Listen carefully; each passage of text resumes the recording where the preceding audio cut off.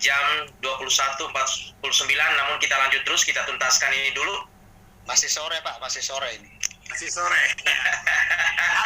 Jalan terus. Ya. Kasih Allah kepada manusia sudah final dan sempurna. Bagaimana dari sisi manusia dalam hal mengasihi Allah? Dengan segenap hati, dengan segenap jiwa, dengan segenap akal budi, dan dengan segenap kekuatan. Pertanyaannya, apa artinya segenap? Segenap itu, Pak. Pertanyaan yang kembali diulang dulu pernah dijelaskan. Oke, Pak. Jadi begini. Allah mengasihi kita sudah jelas ya. Sekarang saya mengasihi Allah, kan?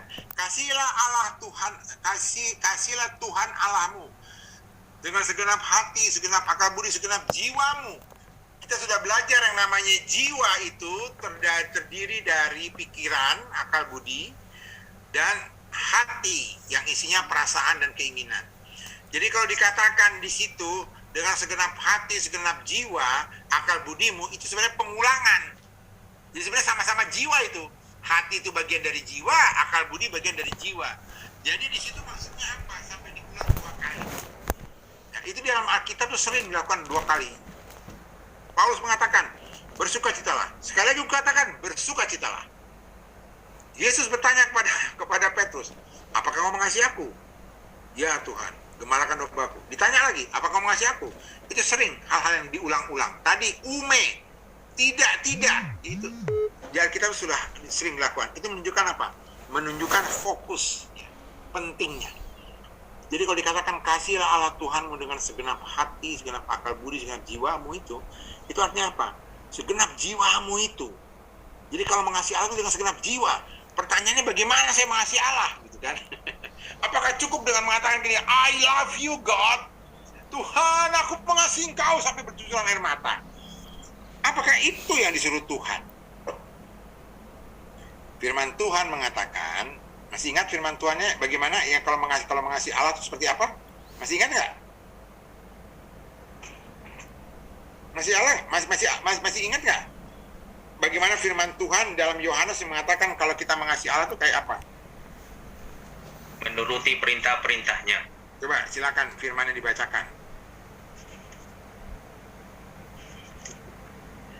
Ayo, masih ada yang ingat nggak?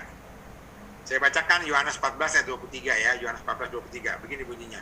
Jawab Yesus, jika seorang mengasihi aku, ia akan menuruti firman-Ku, dan Bapa-Ku akan mengasihi dia, dan kami akan datang kepadanya, dan diam bersama-sama dengan dia. Dalam ayat 24 dikatakan, barang siapa tidak mengasihi aku, ia tidak menuruti firman-Ku. Jadi saudara dikasih Tuhan, bagaimana caranya mengasihi Tuhan? Juga disampaikan dalam 1 Yohanes 2 ayat 5. Tetapi barang siapa menuruti firman-Nya, di dalam itu sudah sempurna kasih Allah, dan itulah kita ketahui bahwa kita ada dalam Dia. Sekali lagi sudah dikasih Tuhan, bagaimana saya mengasihi Tuhan? Itu dengan cara mentaati firman-Nya. Pertanyaannya, bisakah saya mentaati firman Tuhan? Mampukah saya mentaati firman Tuhan? Jawabannya apa? Mampu nggak kita mentaati firman Tuhan? Seluruh ya, bukan sebagian ya. Karena di sini Tuhan mengatakan mentaati firman Tuhan itu seluruhnya. Bukan, saya taat firman Tuhan. Yang mana? Matius, Yohanes 3:16 Pak. Yang lain belum sempat saya baca Pak. Nggak ada begitu. Namanya mentaati firman Tuhan ya semua firman Tuhan.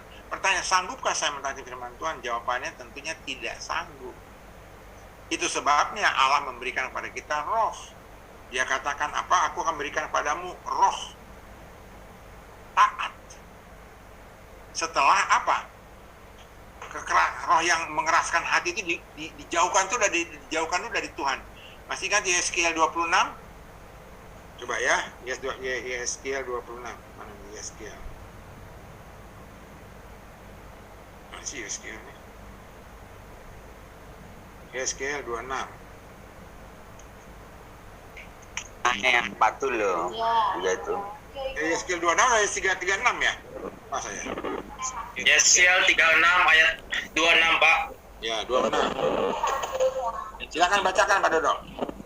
Yeskiel 36 ayat 26, kamu akan kuberikan hati yang baru dan roh yang baru di dalam batinmu, dan aku akan menjauhkan dari tubuhmu hati yang keras dan kuberikan kepadamu hati yang taat. Terus ayat 27.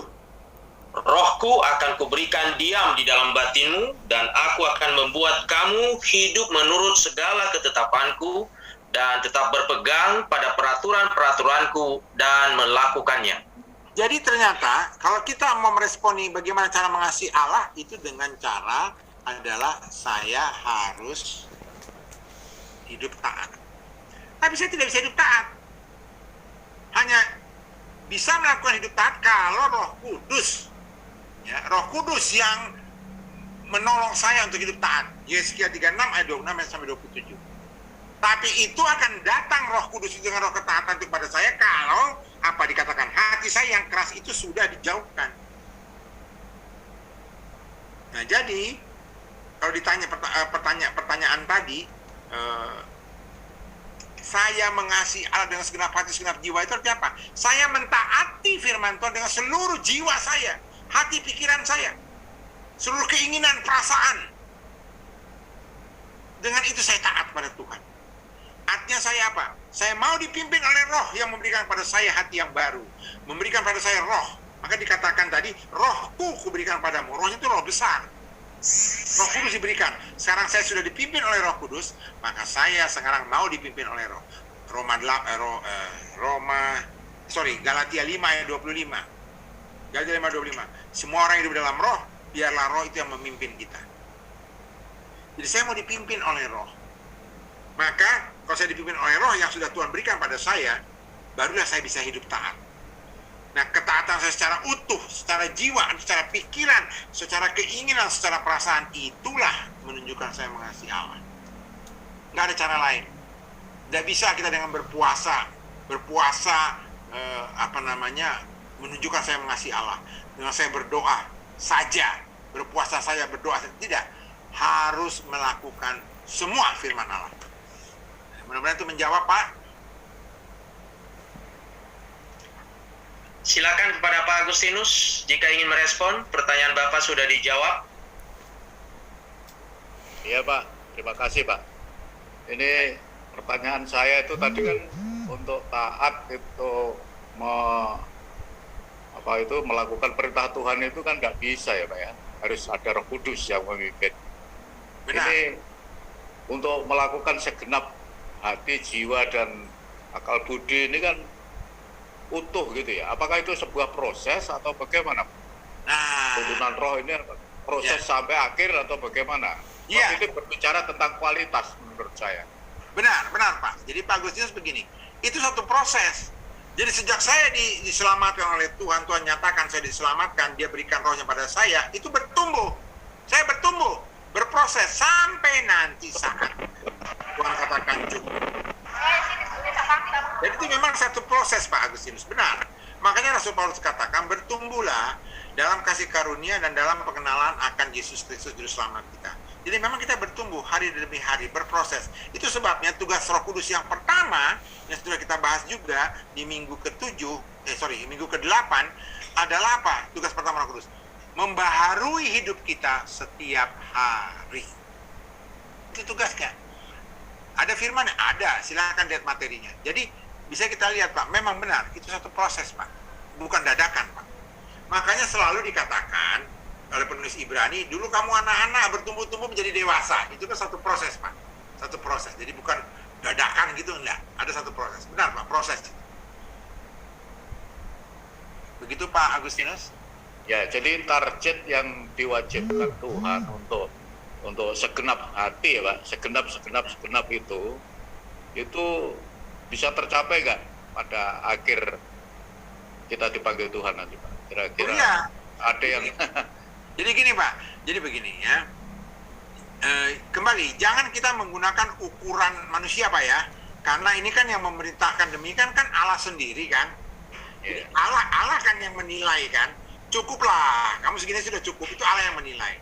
Satu hal yang jadi jangan disamakan. Si Bapak itu kayaknya nggak masuk surga deh. Kenapa? Dia taatnya beda tuh sama saya tuh lebih taat. Nggak bisa. Yang menunjukkan taat itu kan adalah yang membuatnya. Yang menilai adalah Allah sendiri, bukan kita. Jadi satu hal harus kita percayai dan kita pegang, bahwa orang-orang yang sudah dipilih, dipanggil, ditetapkan oleh Allah, dibenarkan, dimuliakannya, dikuduskannya supaya tidak bercacat, itu pada waktu dia dipanggil Tuhan sudah pasti dijamin oleh firman Tuhan, dia itu sudah sampai titik di mana menurut Tuhan sudah melakukan. Karena firman itu kan Tuhan yang menilai, nggak bisa saya. Kalau firman saya bisa ngatur yang menilai. Ya buat firman Tuhan katakan bisa cukup. Makanya saya kasih contoh sederhana, Pak. Bapak kan tahu, Pak, manusia pertama yang bersama-sama Yesus di Firdaus siapa?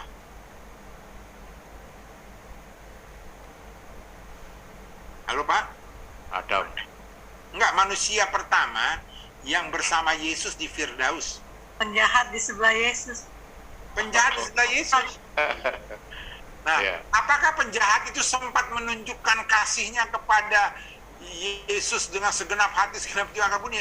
Kita nggak bisa melihatnya kasar manusia. Nah, dia beberapa menit lagi mati, gimana saya bisa lihat?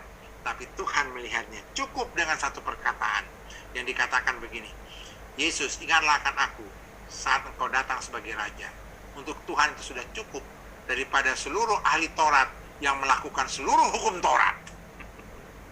Ya, Allah yang menilai. Dan itu orang yang pertama kali. Jadi kembali, jangan menggunakan ukuran kita menurut kita, tapi pakailah ukuran Allah. Makanya sampai detik ini dan seterusnya, kami tidak pernah mau menghakimi orang yang non-Kristen itu akan masuk surga atau tidak. Karena bisa saja di detik-detik terakhir Tuhan melawat dia, karena orang itu yang dipanggil dipilih. Sementara orang yang mengaku Kristen dari lahir sampai gembala, sampai jadi pengurus sinode segala macam, nanti di akhir zaman Tuhan katakan apa? Aku tidak mengenal engkau, hai kau pembuat kejahatan. Repot gitu kan. Loh Pak, bukannya dia ini Pak pengurus sinode Pak. Dia tuh, aku tidak melihat itu. Repot kan? Itu makanya disitulah kita izinkanlah Tuhan menilai itu, menilai kita. Jadi boleh katakan, apakah saya tahu maksud pertanyaan Mbak Agustinus tadi, apakah Tuhan saya ini sudah taat mengasihi dengan segenap hati, segenap jiwa, akal budi? Artinya saya harus taat dengan segenap hati, segenap jiwa, dan Engkau sudah memberi aku dengan Roh Kudus. Apakah aku setiap saat mau dipimpin Roh Kudus? Nah, Bapak bertanya itu dalam hati Bapak, itu menunjukkan Bapak itu dalam kondisi merendahkan diri di hadapan Allah. Itulah yang bersama Yesus di Firdaus. Amin, amin. Tapi kalau Bapak mulai kayak orang ahli Taurat yang mengatakan, aku sudah loh melakukan ini, aku khotbah loh, aku menggembalakan loh Tuhan, aku ini tidak pernah berzina, aku tidak pernah korupsi, aku tidak pernah. Nah, kalau ngomong yang mulai begitu, saya menyaksikan Pak, akan ada di Firdaus bersama Tuhan. Karena Yesus katakan, orang yang kayak begini tidak dibenarkan. Karena orang itu masa mengklaim dirinya di Tuhan, di hadapan Tuhan, saya ini hebat. Gimana sih? Apa artinya kehebatan di hadapan Tuhan? Tapi orang akan seperti Bapak tadi, Tuhan saya ini sebenarnya udah cukup taat nggak sih kepadamu Tuhan? Aku gimana itu? Kayaknya belum. Nah, yang kayak begini nih loh, itu yang berkenan di hadapan Tuhan. Yang Tuhan katakan, engkau dibenarkan. Masih ingat kan Yesus katakan pada pemungut cukai yang ke rumah ibadah, ke depan pun dia nggak berani, dia berdiri di belakang, lihat ke atas pun dia nggak berani, karena dia katakan, aku berdosa.